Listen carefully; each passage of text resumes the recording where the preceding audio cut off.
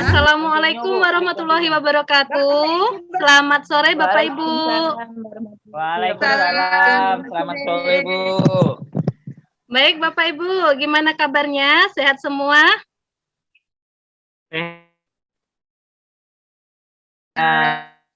Alhamdulillah sehat semua ya. Baiklah Bapak Ibu, sebelum kita mengawali pembelajaran kita pada hari ini, marilah kita berdoa menurut agama dan kepercayaannya masing-masing. Silakan Pak Agus dipimpin doanya, memimpin doa. Oh iya Bu.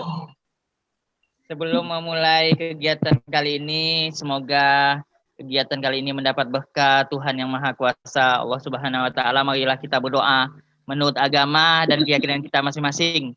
Berdoa dimulai.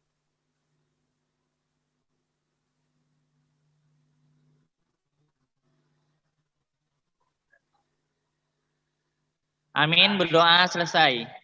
Amin. Saya kembalikan ke Bu Irma. Ya, terima kasih Pak Agus.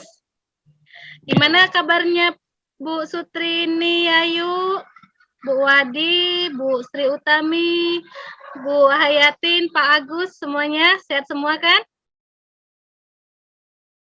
Tadi ada yang putus.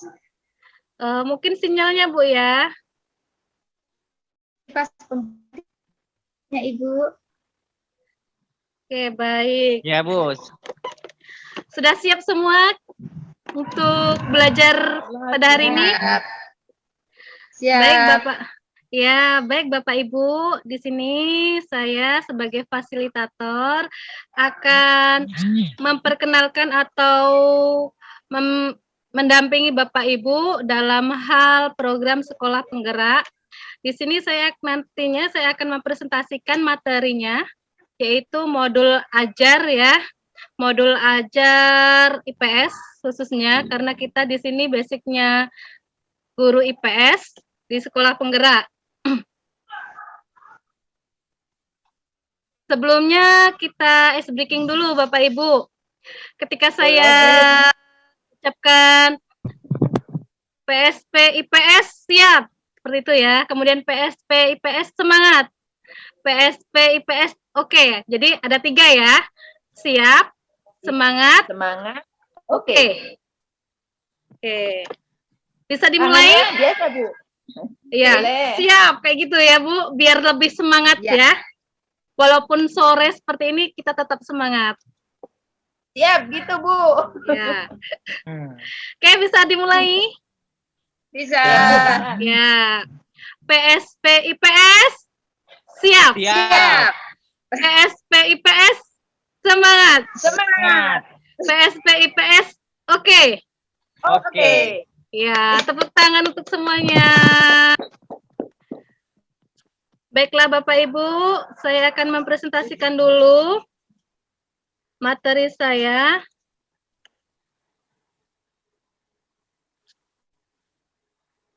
Sudah tampil belum Bapak Ibu? Sudah Bu. Oke, baik.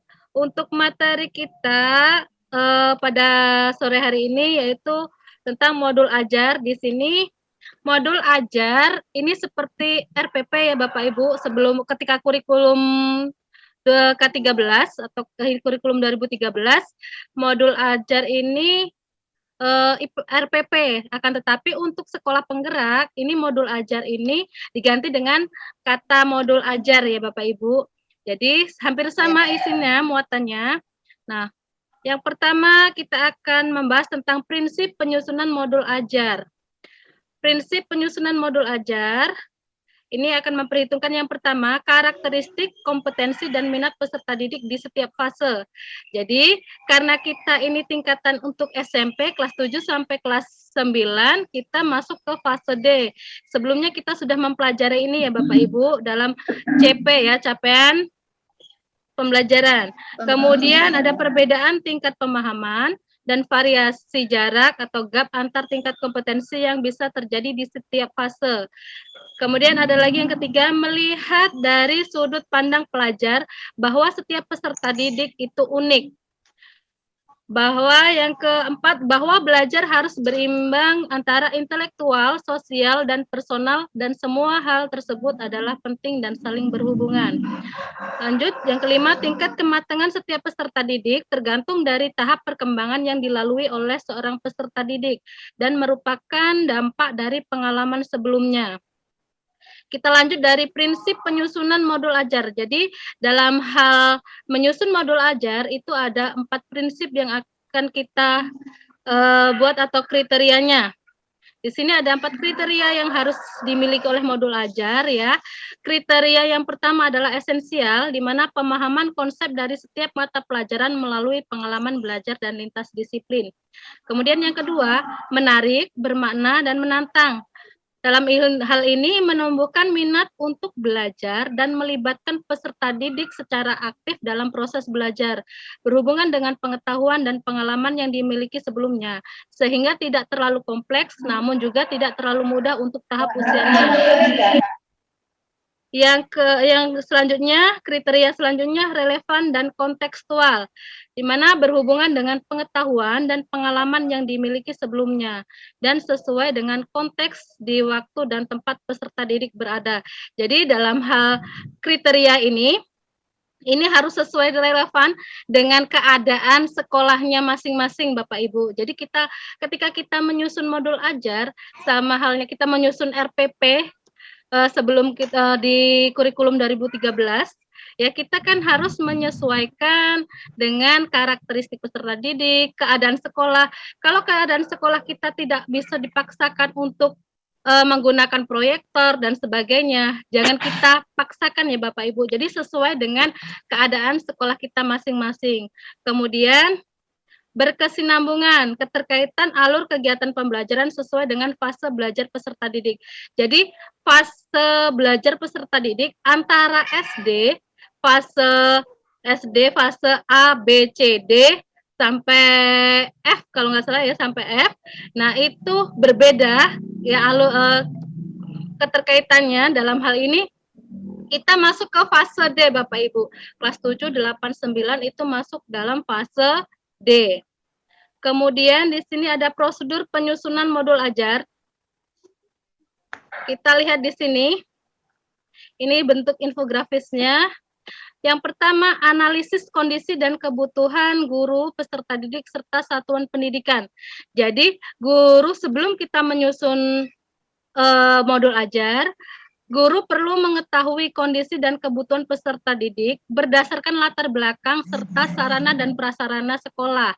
Pengembangan modul ajar disesuaikan dengan kemampuan dan kreativitas guru. Di sini kita sebelum kita menyusun, kita harus memperhatikan dulu kebutuhan peserta didik dari latar belakang peserta didik itu sendiri, kemudian sapras yang dimiliki sekolah, serta dalam hal pengembangan modul ajar ini juga disesuaikan dengan kemampuan masing-masing Bapak Ibu guru ya, tergantung kreativitas Bapak Ibu guru sendiri.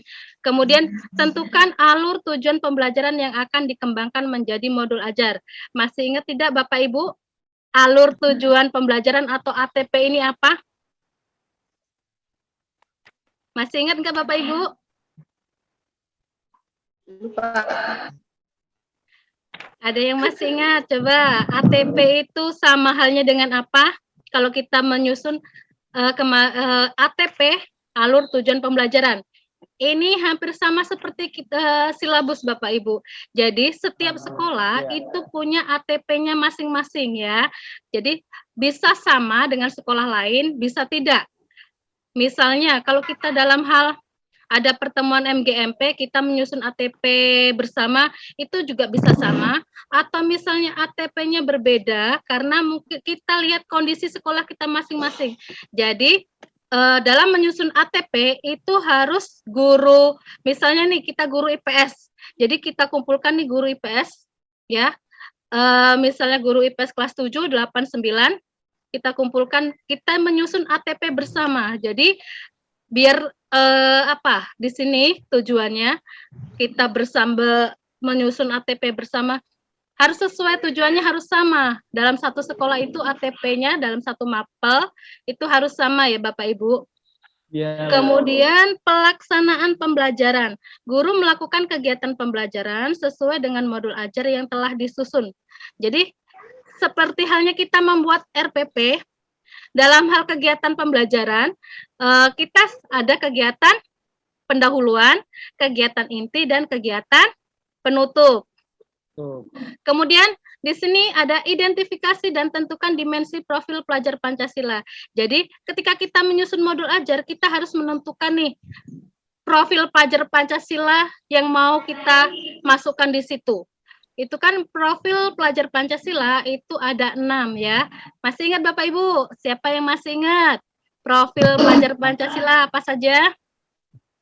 Mandiri. Mandiri, apalagi? Beriman, bertakwa kepada Tuhan Yang Maha Esa dan berakhlak Ya, mulia, Bu. benar. Beriman dan bertakwa kepada Tuhan Yang Maha Esa. Yang ketiga apa? Coba Bu Yayu, apa Bu Yayu? Bekerja sama sesama kawan. Kerjasama, gotong royong ya Bapak Ibu ya. Ya, Ya. yang keempat, Kritis. Berpikir kritis. berpikir kritis. Ya, benar sekali Pak Agus. Yang kelima apa? Kreatif. Kebinekaan global. Kreatif. Bu. Oke, kreatif. Baik, Bu Sri. Apa? Mandiri, Bu. Ya, mandiri. Sudah tadi. Nah. Satu lagi, Bu. Berkebinekaan Kebinekaan global. Bu. Ya, jadi ada 6 ya Bapak Ibu, profil pelajar Pancasila. Jadi kita masukkan profil pelajar Pancasila ini tergantung Bapak Ibu mau memasukkan atau bisa semuanya atau beberapa. Yang kemudian susun modul ajar berdasarkan komponen yang tersedia. Jadi salah satu komponen inti, guru dapat memilih komponen sesuai dengan kebutuhan pembelajaran.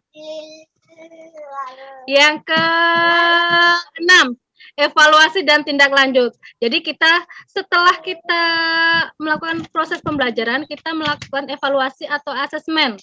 Ya, itu asesmennya bisa kita bisa berupa soal misalnya esai, kalau misalnya dia berupa yang untuk pengetahuannya bisa esai, atau misalnya kita pilihan ganda. Nah, dan kita laksanakan tindak lanjut.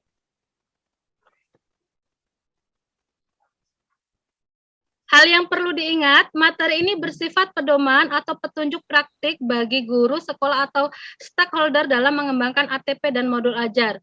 Guru, sekolah, dan stakeholder dapat menggunakan referensi lain yang sesuai dengan kondisi dan lingkungan peserta didik.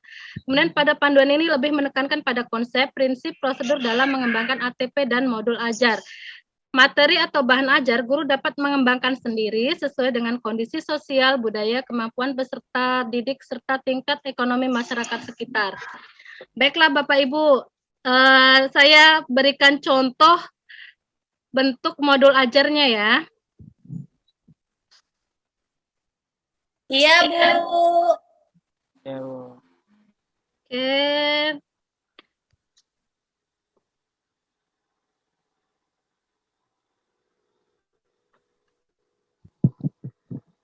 Sudah tampil belum Bapak Ibu? Sudah, Bu. Ya. Ya. Oke, Sudah, di sini misalnya saya di sini mengambil kelas 7 yaitu judulnya interaksi sosial.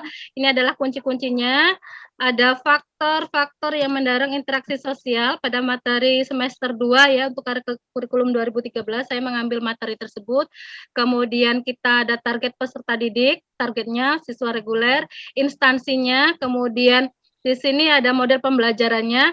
Karena tatap muka kita akan menggunakan model pembelajaran apa? Misalnya kita menggunakan model pembelajaran discovery learning, atau misalnya dengan PJBL, atau yang lainnya. Kemudian sarana prasarana, di sini bisa menggunakan proyektor. Apabila tidak ada proyektor di sekolah, jangan dipaksakan ya Bapak Ibu, karena kita harus menyesuaikan tadi kondisi dari sekolah kita masing-masing. Kemudian di sini CP ini kita tidak bisa mengganti sendiri ya Bapak Ibu, karena CP ini sudah ditentukan oleh pusat, dalam sekolah penggerak ini sudah ditentukan oleh pusat, jadi kita tinggal menyalin saja di sini. Kemudian untuk tujuan pembelajaran, kita sama halnya dengan kita membuat RPP, tujuan pembelajaran kita pada materi kita yang akan kita ajarkan itu apa. Kemudian di sini ada profil pelajar yang relevan. Di sini profil pelajar Pancasila tadi yang diambil kita sesuaikan dengan materi kita dan apa yang mau kita ambil di sini profil pelajarnya. Ini pemahaman utamanya ini terkait dengan materi kita yang akan kita buat. Yang pertama, misalnya manusia harus berinteraksi dengan sesama anggota masyarakat. Interaksi sosial dapat terjadi dimanapun dan kapanpun, serta dilakukan oleh siapapun tanpa mengenal usia, status sosial, dan pendidikan. Hal itu terjadi karena manusia hidup berinteraksi dengan orang lain. Berlangsungnya suatu proses interaksi sosial didasarkan pada beberapa faktor, yaitu identifikasi, imitasi, sugesti, simpati, dan empati. Kemudian ini ada pertanyaan intinya, ya di sini. Lanjut. Peserta didik akan mengetahui di sini sama halnya kita kayak kalau untuk RPP dulu itu ada IPK-nya ya Bapak Ibu. Kemudian ini ada tahap kedua, indikator keberhasilan, itu ada tujuan pemahaman, karena indikator keberhasilan itu ada pemahaman, apa kita mau pemahamannya apa, tugasnya di sini. Bisa berkelompok, berdiskusi terkait faktor-faktor interaksi sosial. Kemudian setelah berdiskusi, peserta didik juga dalam hal ini keterampilan membuat sebuah peta konsep. Peta konsep yang dilengkapi dengan contoh gambar-gambar faktor interaksi sosial. Ini produknya, ini produk yang dihasilkan oleh peserta didik dengan peta konsep mengenai faktor-faktor pendorong interaksi sosial. Dalam situasinya ini keadaan dalam hal pembelajarannya itu seperti apa, bekerja berkelompok mencari informasi terkait materi faktor-faktor interaksi sosial, baik melalui buku paket maupun internet, kemudian dibuat peta konsep yang disertai gambarnya, yang kemudian akan dipresentasikan di kelas. Jadi ini tugas mereka. Kita lanjut lagi. Seperti standarnya tadi, standarnya apa di sini. Kemudian ada alat dan bahan, kertas atau buku tulis, pulpen ya. Saprasnya apa, di sini kita tulis. Tips untuk guru, sebelum memberi penugasan pada siswa, guru mempersiapkan keperluan yang dibutuhkan siswa dalam mengerjakan tugas. Jadi biar kita sudah menyiapkan nih, apa yang mau ditugaskan oleh peserta didik. Kemudian untuk metode pembelajarannya, diskusi, tanya jawab, bisa inquiry. Inquiry di sini peserta didik kan mencari sendiri, menemukan sendiri.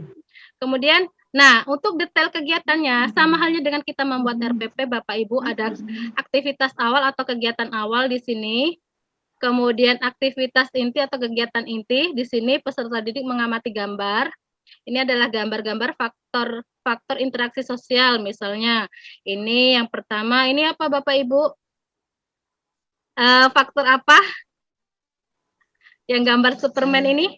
Identifikasi atau imitasi? Imitasi. Imitasi apa identifikasi? Kalau hampir sama ya Bapak Ibu, kalau untuk materinya. Jadi identifikasi itu lebih cenderung kita mirip atau identik sama dengan yang kita idolakan. Kalau imitasi ini meniru, misalnya si anak meniru apa yang dilakukan oleh si ibu. Misalnya seperti ini, anak ngikutin megang handphone atau megang pena, kemudian depan laptop, seperti itu. Ini kegiatan intinya, kemudian kegiatan penutupnya seperti ini. Dan kita harus merencanakan yang namanya remedial, apa yang mau, sebelum remedial kita melakukan diagnosis kesulitan belajarnya. Kesulitannya, apa kesulitan mereka. Kemudian pemberian pembelajaran ulang dengan metode dan media yang berbeda. Lanjut, dari segi pengayaan. Oke, ini dari segi pengayaan seperti ini. Pengayaan ini kan yang sudah tuntas ya pembelajarannya ya, di atas KKM. Kalau kita ini ya di atas KKM, pembelajarannya sudah peserta didik yang sudah paham. Kemudian referensinya kita ngambil dari mana nih sumbernya?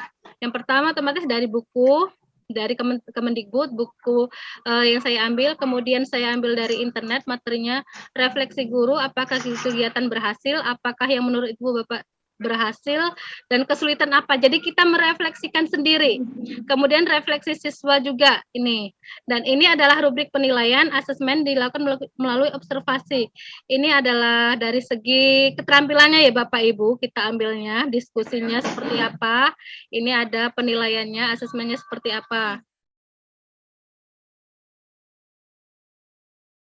Untuk sikap juga bisa dimasukkan di sini. Kita mau observasi berupa apa sikapnya, bisa kita masukkan di sini. Oke, baik Bapak Ibu, demikian pemaparan materi saya. Sekarang saya buka sesi diskusi ya. Diskusi bagi Bapak Ibu yang belum jelas atau belum paham terkait materi modul ajar, silakan bertanya.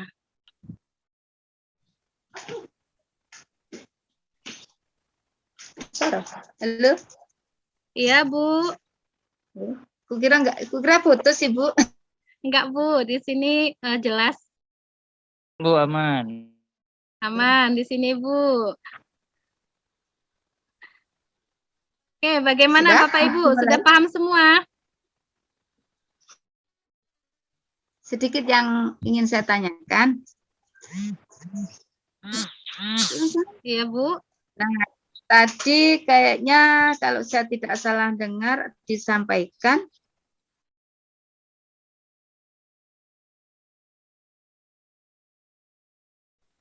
nah Bu, sebenarnya saya sendiri kurang jelas juga sih.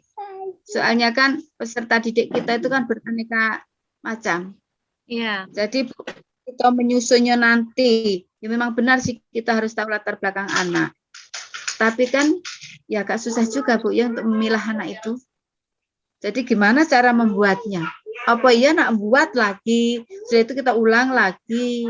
Karena jujur saya itu sebenarnya ya kadang saya bingung juga sama anak-anak itu. Penyerapannya juga kurang. Bahkan yang belum bisa membaca bayado. Masih ada ya, Bu ya? Ada. Ada ya, Kemarin Bu? ada satu yang walinya saya itu bisa nulis tapi nggak bisa baca. Kelas berapa itu, Bu? Oh. 9. Kelas 9. Iya, jadi bacanya masih kayak anak-anak SD begitu. Bukan berarti tidak bisa meski tidak, cuman bacanya itu misalnya lama begitu, Bu. Nah, tapi kalau soal hitung-hitung dia bisa. Nah, kalau anak kita seperti itu, terus kita akan menyusun modul ajarnya nanti gimana, Bu? Yang jelas kan Gimana? kita tidak akan menyelesaikan dengan anak yang terpaling nggak bisa ini. Iya. Iya. Ya kan? Coba Pak Pak Agus, silakan menanggapi. Oh iya, Bu. Terkait permasalahan Bu Strini, fokus ke masalahnya dulu lah ya. Dari cerita Bu Strini itu ada beberapa atau mungkin satu ya, Bu. Anak yang Iya, cuma satu, ini udah lulus yang- juga kayaknya. iya, yang belum bisa membaca. Artinya di dalam modul ajar ini hal yang terpenting juga yang perlu kita masukkan adalah asesmen diagnostik. Di mana asesmen ini untuk mendiagnosa, untuk mengetahui keadaan peserta didik kita, Bu. Kita bagi menjadi dua kan, ada non kognitif dan non kognitif. Mungkin kita fokus dulu. Ketika sebelum memulai modul ajar, kita menyampaikan adanya asesmen kognitif. Mungkin dari asesmen tersebut kita mengetahui ada beberapa anak yang ibaratnya agak spesial di sini, Bu. Dan tentunya anak-anak yang spesial ini tentu kita akan melakukan tindakan yayu ya. Ada yang masih belum bisa membaca, artinya ada fase yang terlewat. Tapi tentu hal ini memang kita harus melibatkan apakah itu orang tua, terus pemangku kebijakan di sekolah seperti kepala sekolah dan juga pengawasnya, Bu. Solusi terbaik bagaimana untuk peserta didik tersebut melanjutkan atau bagaimana kita melakukan tindakannya.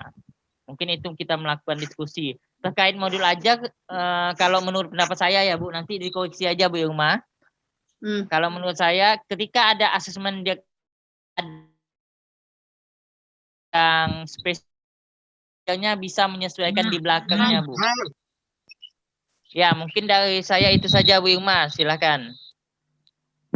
Baik, terima kasih Pak Agus. Untuk Bapak Ibu yang lain, silakan mau menanggapi, menambahkan. Bagaimana? Baik, saya. Gimana? Silakan Bu. Setuju dengan Pak Agus ya, saya setuju dengan pendapat Pak Agus. Jadi jika ada masalah dalam suatu sekolah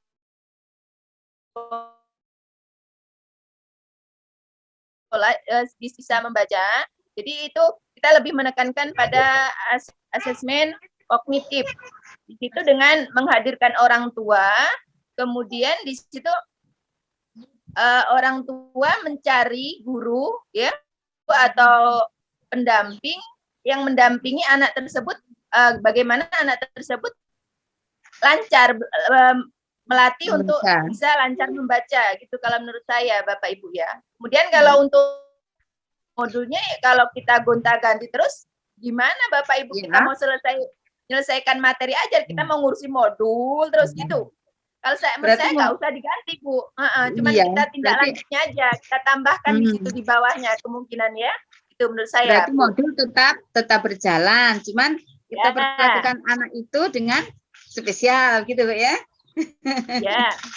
Iya Bu, terima kasih. Bagaimana Bu Sutrini?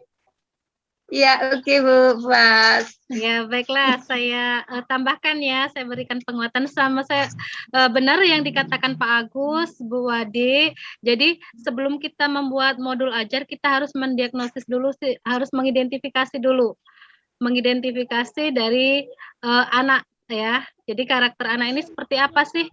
Karena tidak semua anak itu sama ya Bapak Ibu. Jadi di sini kita dituntut untuk apalagi di sekolah penggerak ini kita harus melihat karakteristik peserta didik kita. Bagaimana sih anak ini? Jadi kita harus mendiagnosis dulu, mengidentifikasi anak itu seperti apa, kelebihan dan kekurangannya. Kemudian baru kita bisa menyusun. Seperti halnya tadi, contohnya ada anak Bu Sutrini tadi yang belum bisa baca ya. Nah, sama halnya di sekolah kami, Bu, itu ada anak juga, itu kelas 7, tempat kami juga dulu, tahun ajaran kemarin, bukan tahun ajaran ini, tahun ajaran kemarin, ini anak belum bisa baca. Jadi kami di sini memanggil orang tua, kemudian guru-guru yang lain, mengajarinya. Jadi kami memberikan waktu kayak misalnya jam-jam tertentu, jam istirahat misalnya atau waktu tertentu dalam waktu 10 menit jadilah. Jadi anak ini kita ajari, anak ini kita tuntun untuk belajar membaca dan alhamdulillah dalam waktu 1 bulan anak itu sudah bisa belajar sudah bisa membaca Bu. Jadi kita ada bimbingan khusus lah untuk anak ini karena anak ini spesial kan. Kemudian, nah ini tadi, walaupun modul ajar ini tetap kita susun, kita buat, ya Bu, akan tetapi untuk tindak lanjutnya seperti itu tadi, seperti yang dikatakan Bu Wadi tadi ya. Jadi kita mendiagnosis dulu kesulitan anak itu seperti apa, baru kita buat misalnya kalau sudah tahu kesulitannya, baru kita membuat langkah selanjutnya seperti itu. Oke, bagaimana Bapak Ibu yang lain? Ada yang ingin ditanyakan atau sudah paham terkait materi modul ajar? Sudah paham Bu, terima kasih Bu. Sudah. Mantap, waratap. Alhamdulillah kalau sudah paham ya. Besok. Untuk tugasnya. Mau kita bahas lagi. Gimana? Oke, bagaimana Bapak Ibu sudah paham semua? Ya, silakan Bu Uma. Oke, untuk tugas ini ya, untuk tugas selanjutnya saya akan memberikan tugas kepada Bapak Ibu untuk membuat modul ajar kepada Bapak Ibu. Silakan Bapak Ibu membuat modul ajar ya sesuai dengan keinginan Bapak Ibu mau modul ajar kelas berapa. itu tergantung Bapak Ibu. Silakan memilih sendiri ya Bapak Ibu. Nah, Oke. suaranya udah nggak ada lagi itu loh. Halo. Oke, baik Bapak Ibu sudah paham semua kan? Yang dia Paham, makan paham, dulu, Bu. nggak Ya, dengar. Paham. alhamdulillah kalau sudah paham semua. Paham, Bu. Tetap semangat ya. Ya, Kita semangat. ulangi lagi, sebelum kita menutup materi kita ulangi lagi ice breaking kita ya, agar tetap Ya, semangat. Bu. PSP IPS siap. Ayo kita bareng ya, kompak ya. PSP IPS siap. Siap. Belum kompak Bapak Ibu, belum kompak. Oke, kita ulangi lagi ya. Kita itu Putus-putus, Bu, suaranya. putus-putus ya. Nah, suaranya Mungkin jaringannya kali ya, Bu ya. Baik, Ya, Bu. Iya. PSP IPS siap. Siap. Siap. Oke, PSP Ulangi. IPS oke. Semangat. Oh, semangat ya. Oh, sorry, saya sendiri yang ini ya, maaf Bapak Ibu ya. Oke, kita ulangi lagi. Yang pertama siap, yang kedua semangat, yang ketiga oke. Semangat. Oke. PSP IPS siap. Siap. PSP IPS semangat. Semangat. Semangat. PSP IPS oke. Oke. Baik Bapak Ibu, terima kasih semuanya sudah berpartisipasi aktif dalam pelatihan kita pada sore hari ini. Sebelum kita tutup ini pembelajaran kita, silakan Pak Agus memimpin doa.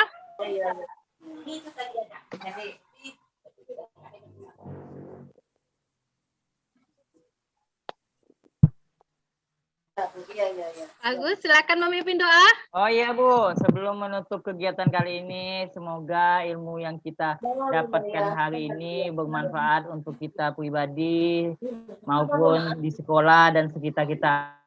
Amin. Marilah kita berdoa menurut agama dan keyakinan kita masing-masing.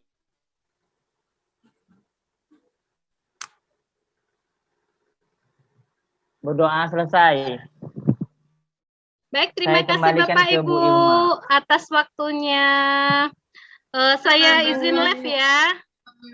से ज्यादा मैं ना जानूं तुमसे खुद को